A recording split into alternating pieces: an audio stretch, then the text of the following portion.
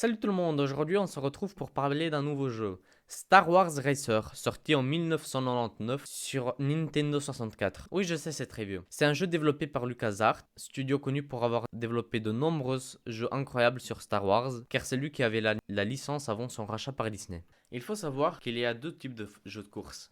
Des jeux comme Gran Turismo ou Forza, qui se concentrent plus sur le réalisme et où le but est de faire carrière dans le monde relativement réaliste de jeux de course. Ou bien des jeux comme Mario Kart et celui-ci où le but est juste de buter tout le monde pour arriver le premier à la ligne d'arrivée. Mais ici, ce n'est ni l'un ni l'autre. Toutes les voitures, enfin tous les véhicules sont disponibles depuis le début. Et il n'y a pas vraiment de continuité dans l'histoire. On n'a pas vraiment l'impression de faire carrière ou de s'améliorer vu qu'on peut jouer plusieurs personnages et utiliser plusieurs voitures. Mais ce n'est pas vraiment Mario Kart non plus, vu qu'on peut pas, il n'y a pas d'armes à ramasser au cours de route et on peut pas tirer sur les autres. Du coup, niveau gameplay, c'est un peu plat, vous voyez. Bon, alors oui, il y a plusieurs maps, mais c'est un peu la base de tous les jeux de course, quoi. Même fin des années 90, c'était un peu la base. Bon, on peut aussi améliorer certaines parties des voitures, mais ça aussi, c'est la base. Et franchement là, qui trouve ça amusant?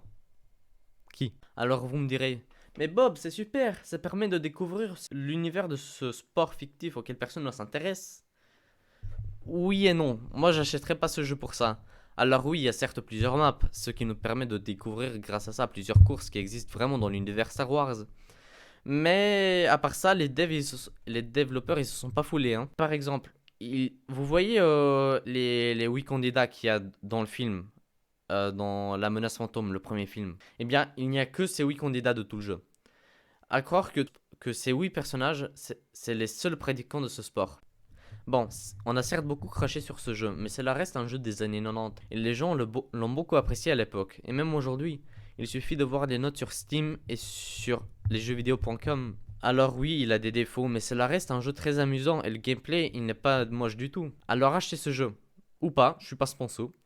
Mais likez cette vidéo, abonnez-vous, et on se retrouve une autre fois. Bye!